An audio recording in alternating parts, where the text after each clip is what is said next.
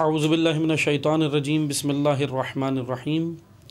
मौज़े सामीन कराम अस्सलामु अलैकुम वरहमतुल्लाहि वबरकातुहू। आपकी खिदमत में हालात हाज़रा के उन्वान से हाज़िर हुए हैं। ख़ित्ते की बदलती हुई सूरत हाल के हवाले से आपको आगाह भी करना है और मुख्तसर सा इंशाअल्लाह मैं तज्ज़िया भी करूँगा आपकी खिदमत में। अहम तरीन ख़बर जो आपको देनी है वो यही है कि इस वक्त 2023 का आगाज़ हो चुका है ईस्वी कैलेंडर के हिसाब से, और G20 ममालिक का सरबराह एक साल के लिए इंडिया को बना दिया गया है, हिंदुस्तान को बना दिया गया है। G20 ये एक ग्रुप ऑफ 20 है। 20 ममालिक का, दुनिया के 20 बड़े ममालिक इस ग्रुप के अंदर शामिल हैं, और ये वो ममालिक हैं जो दुनिया के अमीर ये कह लें कि तरक्की याफ्ता मुल्क हैं, और कुछ इसमें तरक्की पजीर भी शामिल हैं, लेकिन अक्सर वही हैं जो तरक्की याफ्ता मुल्क हैं दुनिया के। वो 20 मुल्क जो है वो इसमें शामिल हैं। एक साल के लिए इसका सरबराह सदर हिंदुस्तान को बनाया गया है, इंडिया को बनाया गया है। दुनिया की तकरीबन 60% आबादी की नुमाइंदगी ये ग्रुप करता है, क्योंकि इसमें जो 20 मुल्क शामिल हैं वो बड़े 20 मुल्क हैं। वो लिस्ट आप देख सकते हैं गूगल के ऊपर, आपको वो लिस्ट मिल जाएगी, जैसे कि US है, UK है, और फिर ऑस्ट्रेलिया है, फ्रांस है, जापान है, और फिर इस तरह जो है तुर्की है, रशिया है, चाइना है, यानी बड़े बड़े तमाम ममालिक जो दुनिया के हैं, यूरोपीय कंट्रीज़ और गैर यूरोपीय कंट्रीज़, वो इसके अंदर शामिल हैं।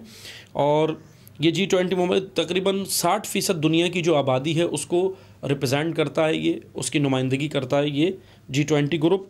दुनिया का 75% 75% ट्रेड जो है वो ये 20 मुल्क करते हैं। ये 20 मुल्क यानी G20 ये उन ममालिक का ग्रुप है जो दुनिया के 75% तकरीबन 70 से 75% जो ट्रेड है, दुनिया की जो बिज़नेस है, वो ये ममालिक करते हैं।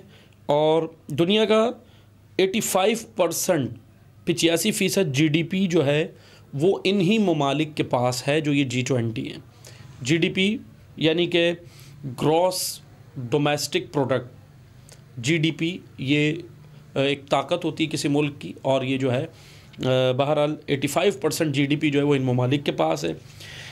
अच्छा, इसका थोड़ा सा मैं आपकी खिदमत में मुख्तसर सा मैं तज्ज़िया करूँगा कि ये क्या है।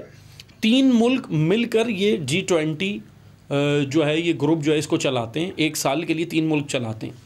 एक जो पिछला प्रेसिडेंट रह चुका होता है वो चलाता है, एक जो हालिया प्रेसिडेंट होता है जो बनता है एक साल के लिए वो चलाता है, और एक जो फ्यूचर का इनका प्रेसिडेंट होता है वो इसको चलाता है। यानी कि पिछला जो था अभी इस G20 का वो था इंडोनेशिया, जो गुज़िश्ता इसका सदर था। अभी जो है वो हिंदुस्तान बना है, और अब आने वाले फ्यूचर का जो अगले साल का जो प्रेसिडेंट होगा एक साल का G20 मुल्क का, वो होगा ब्राज़ील। ये 3 मुल्क मिलकर जो है वो GDP मसलन ये G20 मुल्क की सरबराही करेंगे और ये चलाएंगे। हालिया सदर इसको चलाएगा, लेकिन ये 2 मुल्क इसका साथ देंगे, जैसे कि गुज़िश्ता और आने वाला इंडोनेशिया और ब्राज़ील हिंदुस्तान का इस वक्त साथ देंगे, इंडिया का। सवाल ये बनता है कि ये G20 का हिंदुस्तान को सरबराह बनाने का असल में एक बड़ा हदफ है। मैं गुज़िश्ता वीडियोज़ में आपकी खिदमत में बयान कर चुका हूँ कि दुनिया में इस वक्त एक वॉर, कोल्ड वॉर चल रही है, या इसको हम कोल्ड वॉर भी कह सकते हैं, इकोनॉमिकल वॉर भी कह सकते हैं, और फिजियोलॉजिकल वॉर भी इसको हम कह सकते हैं, साइकोलॉजिकल वॉर भी इसको हम कह सकते हैं। एक साइकी वॉर है, और ये चल रही है दुनिया के 2 मुल्कों के दरमियान में, और उनके फिर जो है वो इत्तेहादी उनके साथ हैं। जैसे कि एक है अमेरिका, USA, दुनिया की बड़ी ताकत है इकोनॉमिक्स के हिसाब से। दूसरी तरफ है चाइना, और मैं पहले आपको बयान कर चुका हूँ, मैं ज़्यादा इसकी डिटेल में नहीं जाऊँगा, कि चाइना सेमीकंडक्टर्स बना रहा है। AI का ये सारा शोबा है आर्टिफिशियल इंटेलिजेंस का। आर्टिफिशियल इंटेलिजेंस के तहत चाइना उन हथियारों को बनाने की कोशिश कर रहा है जो यकीनन US के लिए और दुनिया की दूसरी जो US के NATO है और इसके जो इत्तेहादी हैं, साथी हैं, यूरोपीय कंट्रीज़ हैं, उनके लिए ख़तरा है, और वो चाहते नहीं हैं कि चाइना ये बनाए। इसलिए अमेरिका ने कई पाबंदियां भी लगाई चाइनीज़ कंपनीज़ के ऊपर। और जितना आप मसलन ये सेमीकंडक्टर्स क्या हैं वो मैं पिछली वीडियो में आपकी खिदमत में बयान कर चुका हूँ, डिटेल से आप लोग सुन सकते हैं उस वीडियो में। सेमीकंडक्टर्स माइक्रोचिप्स होती हैं, प्रोसेसर्स होते हैं, माइक्रोचिप्स होती हैं, और ये माइक्रोचिप्स जो हैं वो दिमाग होते हैं किसी भी इलेक्ट्रॉनिक चीज़ का, मोबाइल का, कैमरे का और XYZ जितनी भी इलेक्ट्रॉनिक चीज़ें उनका एक दिमाग होते हैं। सेमीकंडक्टर्स की मैन्युफैक्चरिंग जो है वो इस वक्त उसका जो हब है वो ताइवान है दुनिया का, जहाँ पे अमेरिका भी अपने जो प्रोडक्ट्स हैं उसके एप्पल 14 हैं, आईपॉड्स हैं और दीगर जितने भी उसके जो मसलन ये डिजिटल प्रोडक्ट्स हैं, अमेरिका जो है USA वो ताइवान के अंदर अपनी मैन्युफैक्चरिंग भी वहाँ करवाता है। यानी ताइवान एक इस तरह एक बड़ी ताकत है, ये मैन्युफैक्चरिंग के हिसाब से हब है इस वक्त दुनिया का।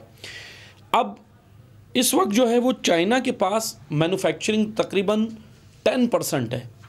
चंद साल हम पीछे जाएं तो सिर्फ 1% चाइना के पास मैन्युफैक्चरिंग थी दुनिया की, ये जो प्रोडक्ट्स हैं इलेक्ट्रॉनिक उनकी। अब चाइना के पास हो गई हैं 10%, 10%।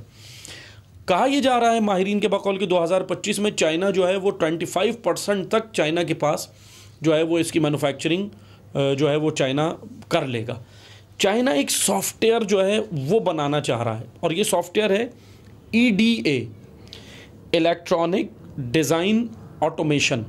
ये सॉफ्टवेयर US के पास मौजूद है, अमेरिका के पास है, लेकिन चाइना इसमें ज़रा सा पीछे है, अभी बनाया नहीं है लेकिन कोशिशें पूरी हैं।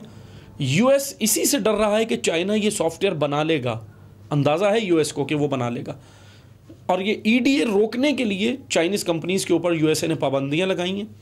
इसी EDA को रोकने के लिए US और उसके इत्तेहादियों ने जो है मिल के जो है यहाँ मीटिंग्स की हैं इस खित्ते के अंदर, एशिया के अंदर, मिडिल ईस्ट के अंदर कई मीटिंग्स की हैं, और इसी चाइना को रोकने के लिए अमेरिका ने इकोनॉमिकल वॉर के अंदर इंडिया को, अभी ये जो इंडिया को जो बनाया है ना G20 ममालिक का सरबरा, दरअसल उसको बनाने का हदफ यही कि इस खित्ते के अंदर, एशिया के अंदर, यहाँ पर अमेरिका ने इंडिया को मैन्युफैक्चरिंग हब बनाना है, ताइवान से अब निकालना है, क्योंकि ताइवान के ऊपर हमले का ख़तरा है। कभी भी चाइना जो है वो ताइवान के ऊपर हमला कर सकता है, क्योंकि चाइना मुद्दा ही है कि ताइवान जो है वो उसका हिस्सा है। अब अमेरिका जो है वो काम ये कर रहा है कि हिंदुस्तान को, भारत को मैन्युफैक्चरिंग का हब बना रहा है। एप्पल 14 हो, आईपॉड्स हो, और जितनी भी मुख्तलिफ इनकी जो प्रोडक्ट्स हैं, अमेरिका के अंदर जो प्रोडक्ट्स बनती हैं उनकी मैन्युफैक्चरिंग के लिए उसने बहुत सारी कंपनीज़ जो हैं, मैन्युफैक्चरिंग जो इंडस्ट्रीज़ जो हैं वो हिंदुस्तान में बाकायदा लगा दी हैं, लगाएगा नहीं, अमेरिका ने लगा दी हैं, बहुत सारी लगाई हैं, और मज़ीद वो उसको आगे फिर लगाएगा और मैन्युफैक्चरिंग हब बना रहा है। असल में चाइना को शिकस्त देने के लिए अमेरिका ये सारे काम कर रहा है इकोनॉमिकल वॉर में। बहरहाल ये तो यहाँ तक की खबर थी, लेकिन तवज्जो सुने, हिंदुस्तान जो दुनिया के अंदर जाके अपना चेहरा ये दिखा रहा है। अभी हिंदुस्तान के जो फॉरेन मिनिस्टर हैं S जयशंकर, वो जाते हैं ऑस्ट्रिया के अंदर, ऑस्ट्रिया के फॉरेन मिनिस्टर से मिलते हैं, पाकिस्तान के ख़िलाफ़ बयान देते हैं, दीगर मुस्लिम कंट्रीज़, मुस्लिम टेरर के ख़िलाफ़ बयान देते हैं, मुस्लिम उम्मा के ख़िलाफ़। बहरहाल उनको सोचने की इस वक्त ये ज़रूरत है, फॉरेन मिनिस्टर, इंडिया के फॉरेन मिनिस्टर को इस वक्त सोचने की ये ज़रूरत है। आप जाके दूसरे मुल्क में तो बयान दे रहे हैं कि वो दहशतगर्द है, ये दहशतगर्द है, वहाँ से दहशतगर्दी हो रही है। मैं आपको इंडिया की सूरत हाल बताऊँ, अंदर इनको ख़बर नहीं है कि इंडिया में क्या हो रहा है, ख़बर सब है, लेकिन भारत इस वक्त, हिंदुस्तान इस वक्त फाशिज़म के अंदर बिल्कुल टॉप पर चला गया है। अभी की ख़बर है, आपने तवज्जो सुनिए, 26 नवंबर 2 माह पहले वाक़या ये हुआ कि 26 नवंबर को USA से एक फ़्लाइट USA से दिल्ली के लिए रवाना होती है। हिंदुस्तान की फ़्लाइट US से, अमेरिका से दिल्ली आती है, और उस फ़्लाइट के अंदर एक शख्स उठता है, खड़ा होता है, इसका नाम है मिश्रा, शेखर मिश्रा, पूरा नाम है इसका शेखर मिश्रा। ये बड़ा ताजिर और बिजनेसमैन है, इंडिया का बिजनेसमैन है, ये बड़ा ताजिर है इंडिया का।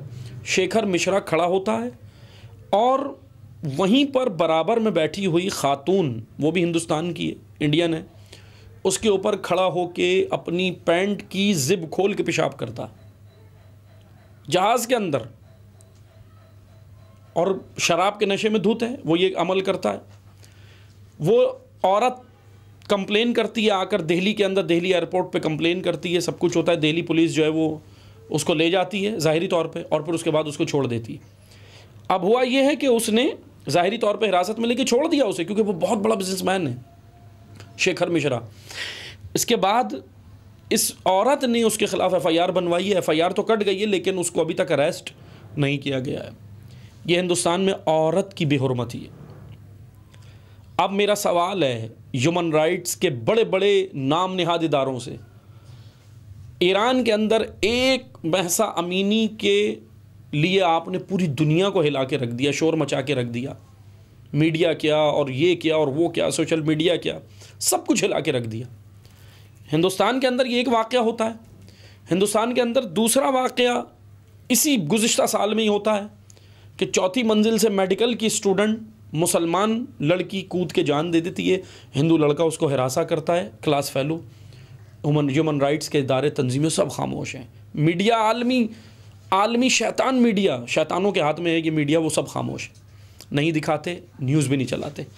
इसी के साथ कर्नाटक में, कर्नाटक रियासत, क्रिश्चियन कम्युनिटी भी महफूज नहीं है हिंदुस्तान के अंदर। क्रिश्चियन कम्युनिटी, हिंदुओं ने क्रिश्चियन ख़वातीन की गाड़ी रोकी और उनके साथ बदतमीज़ी की और उनको थप्पड़ तक मारे हैं। बाकायदा वीडियोस मौजूद हैं, सोशल मीडिया पे वायरल हुई। यानी उनको थप्पड़ मारे हैं, बदतमीज़ी की है ख़वातीन के साथ हिंदू इंतहा पसंद जमात BJP के लोगों ने। कौन है ख़वातीन? वो मुसलमान नहीं थी, वो ईसाई थी। भारत के इस फाशिज़म के चेहरे को दुनिया के सामने नहीं दिखाया जा रहा है, छुपाया जा रहा है। और हिंदुस्तान जो है वो, ठीक है, अच्छी बात है, बिज़नेस में आगे जा रहे हैं आप, मैन्युफैक्चरिंग में आगे जा रहे हैं, एजुकेशन में आगे जा रहे हैं, हम मानते हैं इस बात को, ठीक है, हिंदुस्तान इन चीज़ों में आगे जा रहा है, अच्छी बात है, जाना भी चाहिए। लेकिन एजुकेशन का मतलब होता है इंसान को इंसान बनाना, इंसान को इंसान बनाना इसका हदफ होता है। लेकिन जब इंसान इंसान ही ना बने तो वो एजुकेशन किसी काम की नहीं होती। बहरहाल सिर्फ मुसलमान ही नहीं, हिंदुस्तान के अंदर ईसाई भी महफूज नहीं है, सिख भी महफूज नहीं है। इंतहा पसंद जमात BJP का मुल्क है फ़कत वो। अगर कोई हिंदू किसी मतलब एक जो है वो वुसअत क़ल्बी रखने वाला, बड़ा दिल रखने वाला कोई हिंदू बयान दे दे कि भाई ये गलत हो रहा है मुसलमानों के लिए, उसके लिए कोई अगर उनके हक़ में बयान दे दे कि किसी क्रिश्चियन के हक़ में बयान देते, तो वो BJP के जो इंतहा पसंद हिंदू हैं वो अपने हिंदू को भी नहीं छोड़ते। इस हद तक हिंदुस्तान का अंदरूनी चेहरा ये है। हिंदुस्तान G20 ममालिक का 75% ट्रेड करने का सरबराह बन चुका है। लेकिन चेन्नई के अंदर BBC ख़ुद न्यूज़ देती है, 16 अक्टूबर की न्यूज़ है, BBC ख़ुद कहती है कि चेन्नई के अंदर गांव हैं, वहाँ पे औरत ने बयान दिया है, उन गांव के अंदर लोग चूहे खा के गुजारा कर रहे हैं, खाने को कुछ नहीं है, अफलास है। अगला सदर G20 ममालिक जो है वो ब्राज़ील को बनाने जा रहे हैं। अगला सदर ब्राज़ील के शहर के अंदर ये हाल है कि लोग, BBC की रिपोर्ट में दे रहा हूँ, ये मैं अपने पास से नहीं दे रहा, 16 अक्टूबर की रिपोर्ट BBC की, ब्राज़ील के शहर के अंदर लोग चिकन की खाल उतारते हैं, जो खाल फेंक दी जाती है उस चिकन की खाल को लेके जाते हैं और उसको पका के खाते हैं। गुरबत का ये आलम है। BBC कह रही है 80 करोड़ लोग, BBC की रिपोर्ट, 80 करोड़ लोग दुनिया में भूखे सोते हैं रोज़ाना। G20 ममालिक अपनी अय्याशियों में लगे हुए हैं और वो दुनिया का 75% ट्रेड कर रहे हैं, लेकिन सिर्फ अपने मफादात के लिए और इन सारी चीज़ों के लिए। ये सारी बहरहाल ये चीज़ें हैं जो हिंदुस्तान और इसके हवाले से मुझे बयान करनी थी। G20 ममालिक का सरबराह हिंदुस्तान को बनाया है, लेकिन हिंदुस्तान के अंदरूनी हालात इस वक्त बहुत ख़राब हैं, उसको भी देखने की ज़रूरत है। बहरहाल ये मुख्तसर सा तज्ज़िया था जो आपकी खिदमत में मैंने किया है। इंशाअल्लाह दोबारा हाज़िर होंगे ख़ित्ते की बदलती सूरत हाल के हवाले से। जब तक के लिए इजाज़त चाहते हैं। वस्सलामु अलैकुम वरहमतुल्लाहि वबरकातुहू।